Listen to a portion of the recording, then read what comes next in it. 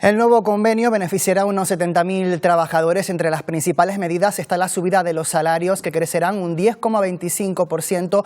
Saludamos ya a Francisco González, que es vicesecretario general y política sindical de UGT. ¿Qué tal? Buenos días. Muy buenos días. Y Carlos Castillo, que es secretario de Sostenibilidad y Salud Laboral de Comisiones Obreras. Hola, buenos días. ¿Qué tal? Buenos días. Bueno, señor Castillo, si le parece, empiezo por usted. ¿Cómo se va a aplicar ese incremento salarial del 10,25% y cuándo empezarán a cobrarlo los trabajadores? Bueno, se empezará a cobrar, como en todo convenio, cuando se publique la norma y se haga efectiva, y se aplicará en 22, 23, 24 y 25 con unos porcentajes correspondientes. ¿Y cómo serán esos porcentajes? Esos porcentajes son 2,75, 2,50 creo, que no lo tengo muy reciente, 2,25 y 2. Si no me equivoco. Es un porcentaje de manera progresiva, un 10,25%, prácticamente el mismo que el de la provincia de Santa Cruz de Tenerife. Sí, ha sido uno de los principales escollos que hemos tenido a la hora de la negociación, que ha sido una negociación bastante complicada y bastante duradera, que se ha extendido durante casi 2 años. Uno de los principales escollos, como te decía, que hemos encontrado es la firma de ese convenio por parte de la provincia de Santa Cruz de Tenerife, donde la patronal de Las Palmas se ha enrocado en que la subida salarial vaya en consonancia con la de la provincia de aquí de Tenerife. Entonces, hemos encontrado bastantes reticencias ahí a la hora de negociar. Bueno, y señor González Navarro, es una subida que va a beneficiar a todos los trabajadores porque se dejará de aplicar lo que se conoce como cláusula de compensación y absorción. ¿Esto qué es exactamente, para que lo entiendan en casa? Sí, bueno, esto es novedoso, después de muchos años de aplicarse la absorción y compensación. Eso está estipulado en el Estatuto de los Trabajadores, también está estipulado en los diferentes convenios provinciales. Es una cláusula que la empresa, aquellos trabajadores que tengan algún complemento absorbible y compensable, algún complemento por encima de su salario, un salario garantizado por encima del salario de convenio, pues pueden, para hablarlo más claramente, coger de ese complemento y subir el salario. Por tanto, hay muchos compañeros y compañeras que llevan entre 8 y 12 años sin notar esa subida salarial en los diferentes convenios que se han venido negociando. ¿Y se había resistido a la patronal hasta ahora a eliminar esa cláusula? Por supuesto, es una cláusula que mantiene los salarios casi congelados, ¿no? Casi congelados durante tanto tiempo. A partir del 2008, cuando la crisis en todo su apogeo, pues la tenemos encima, se aplica, ¿no? No se había aplicado nunca. En la provincia de Las Palmas nunca se había aplicado hasta el año 2008 y, por tanto, ahí también hubo manifestaciones, pero bueno, la ley es la ley y aquel que acordó pues es diferente. Señor Castillo, otro de los aspectos claves del acuerdo tiene que ver con los contratos fijos discontinuos. Al final, aunque la patronal planteaba otras fórmulas, se ha acordado que estos empleados trabajen un mínimo de 9 meses por periodo. Sí, la propuesta inicial de la patronal era hacer que el periodo de actividad fuese un mínimo de 4 meses, lo cual nosotros, las centrales sindicales, lo veíamos inviable porque ese tipo de periodos tan cortos de actividad no garantiza la prestación por desempleo en el caso del periodo de inactividad de los fijos discontinuos. Al final hemos conseguido que sean 9 meses de actividad anual, ¿vale? Que está bastante bien. Además, se incluye los fijos discontinuos dentro del planning de vacaciones anuales. Por lo tanto, ya el periodo de inactividad no puede ser en periodo vacacional, por supuesto, y solo con 5, la inactividad se hace con un máximo de 5 periodos anuales.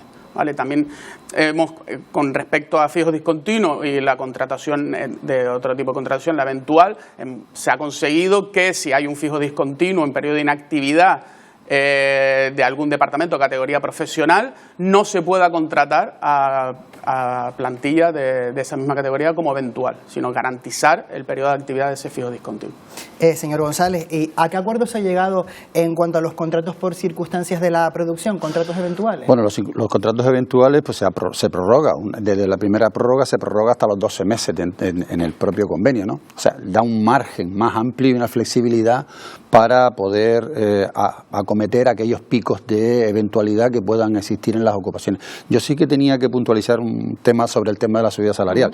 En el año 2022 vamos a cobrar el 3%, la distribución de los el 10,25%, en el año 2022 el 3%, 2023 2,5%, 2024 2,5%, 2025 2,25%. Y lo vamos a cobrar con carácter retroactivo y ahora va a llegar a casi el 100% de todos los trabajadores por aquella cláusula que hablábamos anteriormente de la absorción y compensación que hemos conseguido, pues que este año este periodo no se aplique, ¿no? Que es carácter retroactivo. Ahora, pues bueno, estamos en las épocas que estamos y eso ayuda bastante después de casi 3 años de negociación del convenio, muy duro, y más de 25 reuniones que hemos padecido en muchas de las ocasiones, ¿no? Por tanto, yo creo que llegamos a un término. No es el mejor convenio posible y deseado, pero es una salida y es lo menos malo que podíamos en las circunstancias y con la incertidumbre que tenemos, ¿no? Se han conseguido mejoras también para los trabajadores de turno partido y de contratos a tiempo parcial en cuanto a horario. Sí, en cuanto a horarios, regulamos los turnos de esos compañeros que tengan a los turnos partidos, ¿no? Regulamos los periodos de entre turno y turno. Regulamos también que puedan legalmente, pues los trabajadores que tengan turno partido, pues no tenían derecho al acceso a la comida en los comedores de personal, pues esta vez pues sí que se regula y tienen acceso fuera de ese horario, pero por lo menos tienen esa posibilidad, ¿no? Fuera, aunque sea fuera del horario de trabajo, ¿no? Señor Castillo, hay otro aspecto en relación a las bajas por enfermedades oncológicas, ese complemento de incapacidad temporal, ¿verdad? Tengo que decir primero que Paco tiene mejor memoria que yo y los nervios le pueden menos, pero sí, tiene mejor. Sí, hemos conseguido que el complemento de IT por enfermedades ecológicas se equipare al complemento por accidente de trabajo, ¿vale? Entonces, es una mejoría sustancial que dentro de la gravedad de la enfermedad, el posibilitar a esas personas que se puedan ausentar de su puesto de trabajo en esas incapacidades temporales y que sean complementados, que no tengan una pérdida de poder adquisitivo, que encima no solo que perjudique la salud, que ya están perjudicados, sino que encima les perjudique por otro lado, por el lado social. Entonces, bueno, creo que se ha valorado y se ha conseguido y es bastante importante esa mejora para estas personas que están ya... Le voy a hacer la misma pregunta a los dos ya para terminar. En cualquier negociación, ambas partes siempre tienen que ceder en algo. ¿Qué medidas se han quedado fuera de este convenio que les hubiese gustado a su sindicato incorporar en este acuerdo?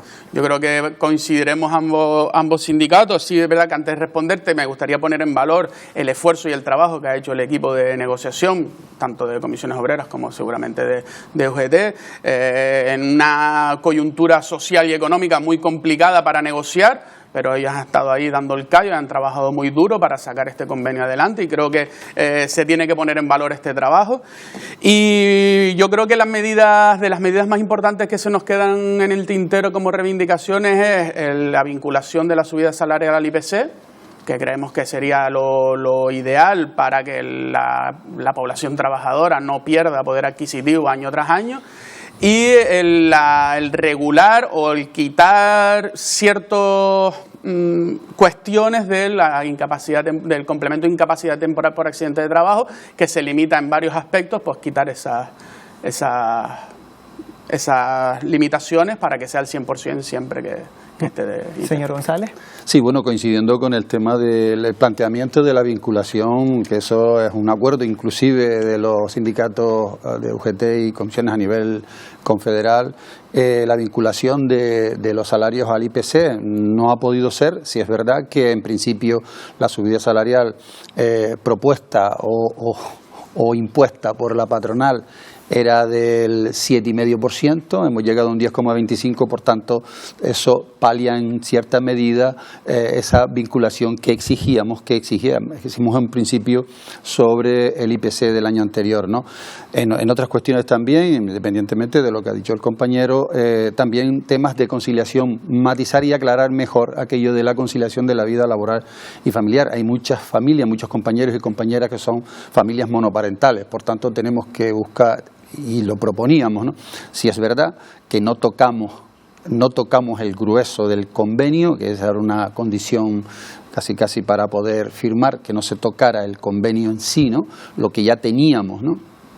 Las licencias, sobre todo las licencias, tenemos una mejora sustancial en licencias, pero si es verdad que nos está en el tema de la conciliación de la vida laboral y familiar, pues tenemos que avanzar y ahondar un poco más. Pues Francisco González, vicesecretario general y de Política Sindical de UGT, Carlos Castillo, secretario de Sostenibilidad y Salud Laboral de Comisiones Obreras. Gracias a los dos por habernos acompañado esta mañana aquí en Buenos Días Canarias. Muchas gracias. Gracias a ustedes. Gracias.